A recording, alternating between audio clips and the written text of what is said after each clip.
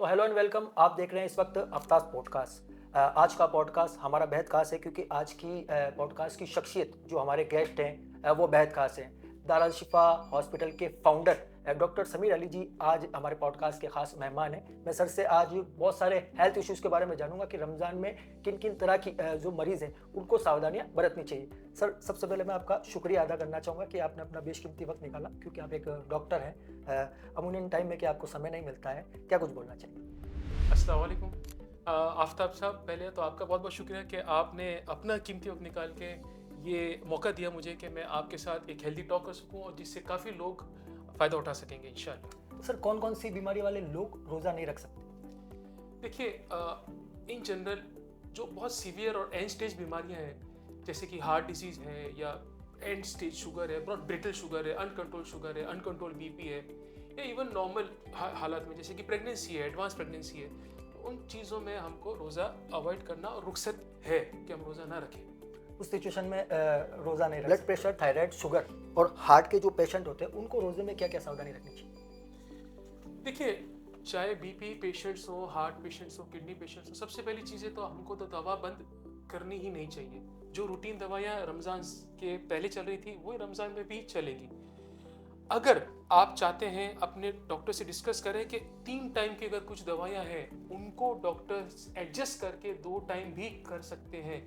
वो एडजस्टमेंट आपको और आपके फिजिशियन और आपके डॉक्टर के बीच में होगा और वो किया जा सकता है, बट दवाइयाँ बंद नहीं होंगी। सर, ब्लड प्रेशर, शुगर के, थायराइड के मरीजों का दवा लेने का सही टाइम क्या होना चाहिए? देखिए, डिपेंड करता है कि रमज़ान से पहले हमारी दवाइयाँ क्या चल रही थी और कितनी चल रही थी। अगर बीपी की एक दवा हम ले रहे थे रमज़ान से पहले, तो एक दवा बीपी की लेने का सही टाइम हमेशा शाम और रात के वक्त ही होता है, और रमज़ान के वक्त भी यही टाइम सही रहेगा। थायराइड की दवा भूखे पेट ली जाती थी रमज़ान से पहले, उसी तरह रमज़ान में भी भूखे पेट सहरी से आधा घंटा रूटीन पहले उसी ही तरह का ली रहेगा, जाएगी। जी बिल्कुल। बस थोड़े से बदलाव आएंगे जी रूटीन। बिल्कुल। बहुत शुक्रिया। रही बात शुगर के पेशेंट्स की, तो जैसे शुगर के पेशेंट्स रमज़ान से पहले सुबह और शाम अपनी दवाएं ले रहे थे, वही टाइम अब इफ्तार और सहरी में कन्वर्ट हो जाएगा। अगर 3 टाइम गोलियां चल रही थी तो फिर वो से इफ्तार और रात और फिर सहरी, वो 3 टाइम ऐसे बांटना पड़ेगा। सर, एक और मेरा सवाल है, इंसुलिन लेने वाले मरीज रोज़ा कैसे रख सकते हैं, मैनेज कर सकते हैं? देखिए, अगर इंसुलिन की 2 डोज चल रही थी तो वो इजी है कि आप एक डोज इफ्तार और एक डोज सहरी में बांट लेंगे। लेकिन जो पेशेंट्स 3 डोज पर थे या 4 डोज पे थे, तो उनके लिए थोड़ा दिक्कत का मैटर हो सकता है। उसमें उनको अपने डॉक्टर से बात करके उनकी 4 टाइम के डोजेस को 2 टाइम वाले इंसुलिन में कन्वर्ट कराना चाहिए। सर, एक और मेरा अहम सवाल है, सेरी में क्या खाना चाहिए ताकि शुगर कंट्रोल कर सके या कंट्रोल में? देखिए, सहरी में हम वही खाएंगे शुगर कंट्रोल रखने के लिए जो हम आम दिनों में खा रहे थे शुगर कंट्रोल रखने के लिए। हमारी डाइट में अच्छा प्रोटीन, अच्छा फाइबर और अच्छा कार्बोहाइड्रेट होगा, यानी कि कॉम्प्लेक्स कार्बोहाइड्रेट होगा। हम रिफाइंड कार्बोहाइड्रेट्स, मैदा, हम शक्कर, इस तरह के कार्बोहाइड्रेट, सिंपल कार्बोहाइड्रेट्स नहीं खाएंगे और अवॉइड करेंगे। तो वही चीज़ सहरी में भी रखना होगा। सर, एक और ये सवाल है कि शुगर बढ़ने या घटने के क्या क्या लक्षण, और हम कैसे पता कर सकते हैं कि शुगर बढ़ रहा है, घट रहा है? शुगर बढ़ने के लक्षण तो ये हो सकते हैं कि हमें ज़्यादा प्यास लगने लग गई, ज़्यादा पेशाब आने लग गया, थकान महसूस होने लग गई, हाथ पाँव में दर्द होने लग गया। शुगर घटने के लक्षण हो सकते हैं कि हमें घबराहट, पसीना, हमें धड़कन तेज होना, चक्कर आना, या इवन नींद सी महसूस होना, ये हो सकता है। कि रोजे की हालत में किन किन रूट से इंजेक्शन लगवाना सही है या गलत? देखिए, उलमाए कराम के फ़िकी मसाइल में ये रूल आता है कि जिस भी रूट से अगर खुराक गई शरीर में या बॉडी में, तो वो रोज़ा तोड़ सकती है। अब बहुत सारे रूट्स हैं। अब आप नेबुलाइज अगर करवाना चाह रहे हैं तो वो उसमें कोई खुराक नहीं है, दवा जा रही है, ओके। आपने आँख की कोई दवा डाली, उसमें कोई खुराक नहीं जा रही है, ओके है। आपने सबक्यूटेनियस इंजेक्शन लगवाया, दर्द का इंजेक्शन आईएम लगवाया, उसमें कोई खुराक नहीं जा रही, ओके। दिक्कत यह है कि जब हमने कोई आईवी ड्रिप लगवाई, उसमें ग्लूकोज गया, पानी गया, न्यूट्रिशन गया, बॉडी में खुराक गई, तो वो रोज़ा तोड़ सकती है। स्टेंट डला है रोजे की हालत में या बाईपास हुआ है, उनको रोजे के अंदर क्या क्या सावधानियां रखनी चाहिए? देखिए, अगर स्टेंट और बाईपास 6 हफ्ते से कम हुआ है लगाए हुए, तो ये रोज़ा अनसेफ है इस कंडीशन में रखना। अगर स्टेबल हो चुके हैं, आपका बाईपास काफ़ी टाइम हो चुका है, स्टेंट काफ़ी टाइम हो चुका है, आप दवाइयाँ बराबर ले रहे हैं, खून पतला है, सब कुछ है और स्टेबल है, उस कंडीशन में आप आराम से रोज़ा रखें, दवाइयाँ चालू रखते हुए। क्योंकि सर सहरी और इफ्तार का खासा ख्याल रखा जाता है, तो सहरी में हमें किस तरह की डाइट लेनी चाहिए, यानी कि जो मरीज़ है उनको किन तरह की डाइट लेनी चाहिए सहरी में? देखिए, आम दिनों की जो डाइट होनी चाहिए सहरी में भी वही डाइट होनी चाहिए। अगर हम आम दिनों में हेल्दी खाना खा रहे हैं तो नेचुरल सी बात है सहरी में भी हम वही आदत कंटिन्यू रखेंगे और हेल्दी खाना खाएंगे। जैसे कि सबसे पहला इंपॉर्टेंट खाना न्यूट्रिशन जो है वो गुड प्रोटीन इंटेक है। हमारी आदत इंडियन सिनेरियो में और हमारी आदत हो चुकी है कि हम बहुत कम प्रोटीन खाते हैं, तो वो ऐसा ना रखें। हेल्थी डाइट में प्रोटीन सबसे नंबर 1 है, फिर फाइबर्स नंबर 2 है, और फिर कॉम्प्लेक्स कार्बोहाइड्रेट्स। कॉम्प्लेक्स कार्बोहाइड्रेट्स में जैसे कि सब्जियां हैं या दालें हैं या ये सब चीज़ें वो लेनी है। सर रमज़ान में खजूर का सेवन बहुत ज़्यादा किया जाता है, तो इफ्तार के वक्त खजूर को कितनी मात्रा में लेना चाहिए? देखिए, खजूर एक बहुत न्यूट्रिशियस और बहुत हाई क्वालिटी फूड है, लेकिन ध्यान रखने की बात यह है कि हम इसको थोड़ा मॉडरेशन में लें। अगर छोटी खजूरें हैं, अजवा जैसी हैं, तो हम 5 या 6 खजूरें ले सकते हैं। बड़ी खजूरें हैं, मजदूल जैसी हैं, तो हम 3 में या 2 में उसको सफिशिएंट है लेना। और स्पेशली सर जो मरीज़ होते हैं उनको क्या मात्रा लेनी चाहिए? आम लोग भी खजूर का सेवन कर रहे हैं, मरीजों के लिए कितनी मात्रा होनी चाहिए? नहीं, उससे कम नेचुरल इवन खजूर, इवन एक डायबिटिक पेशेंट कम क्वांटिटी में खजूर खा सकते हैं, इवन किडनी पेशेंट खा सकते हैं, इवन हार्ट पेशेंट खा सकते हैं। इसमें कोई भी बीमारी ऐसी नहीं है पर से कि उसमें खजूर मना है। सर रमज़ान में स्लीप साइकिल को कैसे हम मैनेज कर सकते हो, कैसे ये मैनेज? बहुत बड़ा चैलेंज है, क्योंकि रमज़ान एक इबादत का महीना, मुशक्क़त का, मेहनत का महीना, तो इसमें सबसे बड़ी चीज़ जो लैक होती है वो हमारी नींद है। अब इसका कोई ना कोई जुगाड़ हर इंसान को निकालना पड़ता है।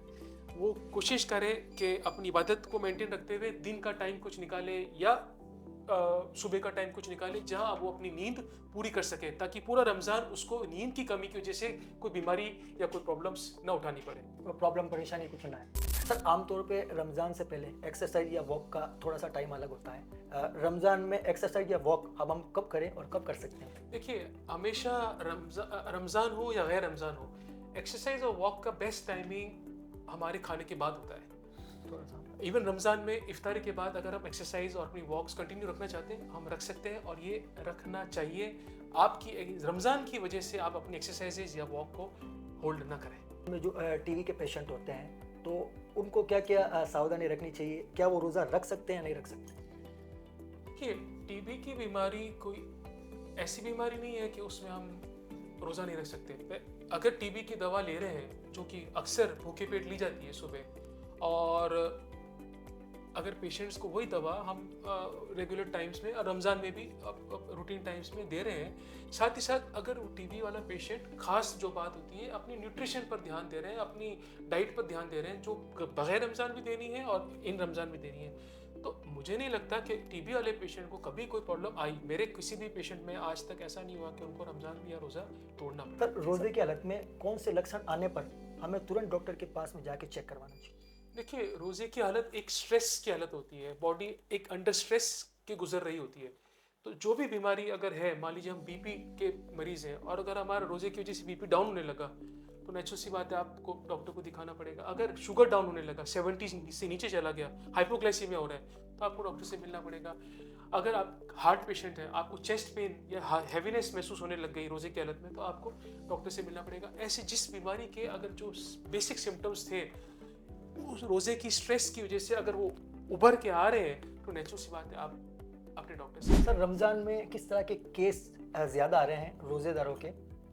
कितनी मात्रा की संख्या रोज़ आ रही है, देखने को मिल रही है? देखिए, रमज़ान की मेजर ओपीडीज गैस्ट्राइटिस होती है। One of the major OPDs gastritis होती है, मतलब कि पूरे दिन के उस फास्टिंग के बाद एकदम से हैवी इफ्तार करना लोगों को एसिडिटी, गैस, उल्टी, जी दौरा, भारीपन, सांस में तकलीफ ये दे देता है। तो एक तो ये इशू आता है। दूसरा इशू आता है कि ड्यूरिंग फास्टिंग स्टेट में लोगों के हेडेक्स और उनकी इरिटेबिलिटी बढ़ जाती है, उनको सर बहुत दुखने लग जाता है और चिड़चिड़ापन होता है। माइग्रेन की समस्या थोड़ी ज़्यादा बिल्कुल, बढ़ जाती माइग्रेन ट्रिगर हो जाता है। One of the triggers of migraine जो होते हैं वो भूखे रहना होता है। तो एक ये प्रॉब्लम हम काफ़ी देखते हैं। है। जानना चाहूँगा इनके समाधान क्या क्या है?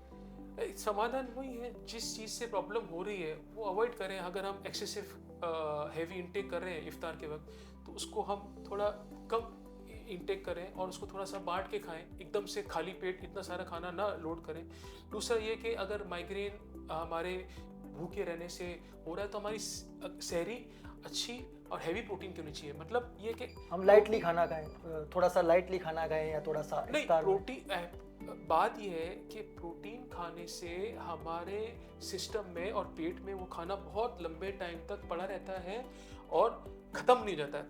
कार्बोहाइड्रेट खाने से रोटी चावल अगर हमारी बेसिक डाइट में ज़्यादा होता है तो उससे बाद प्रॉब्लम ये होता है कि बहुत जल्दी ये डाइजेस्ट हो जाता है और सिस्टम से चला जाता है और हमें फिर भूख लगने लगती है। तो इस तरह की चीज़ों से हम बच सकते हैं, इन चीज़ों इससे बच सकते हैं। और एक चीज़ हमने जो कॉमन पाई जाती है कि रमज़ान से पहले अगर हमारा चाय का इंटेक बहुत ज़्यादा होता है तो अचानक से जब रमज़ान में चाय बंद होती है तो लोगों की प्रॉब्लम्स और थोड़ी बढ़ने लगती हेडेक्स बढ़ जाती है। तो कोशिश की जाए रमज़ान से पहले ही कि चाय का सेवन कम हो, और इवन रमज़ान में भी चाय का सेवन कम हो, क्योंकि चाय हमारा डिहाइड्रेशन भी बढ़ाएगी, हमारा गैस्ट्राइटिस भी बढ़ाएगी और भी प्रॉब्लम्स बढ़ाएगी। सर, रमज़ान में शुगर की दवाइयों के एडजस्टमेंट हम कैसे करें?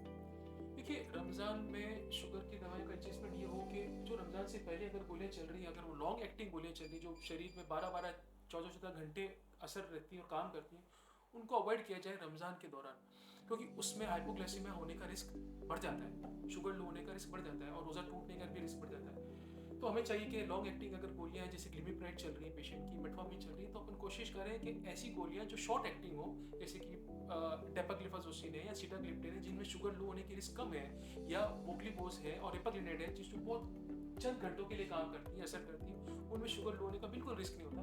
तो ऐसी गोलियों पर हम शिफ्ट करें पेशेंट को ताकि उनका रोज़ा बरकरार रह सके। एक आखिरी संदेश जानना चाहूँगा, जो भी रोज़ेदार हैं वो अपनी हेल्थ को कैसे सही कर सकते हैं, उनकी प्राथमिकता के लिए आप एक क्या संदेश देना चाहेंगे रोज़ेदारों को रमज़ान में? भाई, रमज़ान तो एक महीना है जो हमारे लिए दो फायदे एक साथ लाता है, एक ईमान और एक हेल्थ। ईमान भी बूस्ट होता है और हेल्थ भी बूस्ट होनी चाहिए अगर हम सही खान पान, सही आदतें सही रखें अपनी। तो मेरा संदेश यही रहेगा कि प्लीज़ आप अपनी हेल्थ का ध्यान दें, रमज़ान के डिसिप्लिन को और रमज़ान के खाने को कंटिन्यू करें आगे के 11 महीनों में भी, और फास्टिंग और रोज़े रखना आगे भी कंटिन्यू रखें। ये आपकी हेल्थ के लिए दी बेस्ट अगर सोल्यूशन है तो वो इंटरमिटेंट फास्टिंग है, जो कि रमज़ान का दूसरा इंग्लिश नेम है। सबसे पहले तो आपका बहुत शुक्रिया अदा करना चाहूँगा कि आपने इस पॉडकास्ट के माध्यम से जो सारे बताए हैं रमज़ान के अंदर स्पेशली मरीज़ों के लिए कि किन तरह की उनको सावधानी रखनी चाहिए, किन किन बीमारियों में वो किस तरह से उसको कंट्रोल करें। बहुत सारी हेल्थ से लेके आपने आज रमज़ान के अंदर बहुत सारी बातें बताई हैं, और आप सभी से मैं ये इंतज़ार करना चाहूँगा कि इस पॉडकास्ट को आप ज़्यादा से ज़्यादा देखें और इस पॉडकास्ट को पूरा देखें। इसकी शॉर्ट्स क्लिप भी हमारे पॉडकास्ट के माध्यम से आपको देखने को मिलेगी। सर, आखिरी में आप क्या बोलना चाहेंगे हमारे पॉडकास्ट के लिए? नहीं, आफ्ताब भाई, बहुत बहुत शुक्रिया, आपकी टीम का बहुत बहुत शुक्रिया जो आपने अपना कीमती वक्त निकाला रमज़ान के लेट नाइट सेशन के लिए। तो मैं आपको बहुत शुक्रिया। सर बिल्कुल, देखते रहिए आफ्ताब पॉडकास्ट। Bye guys.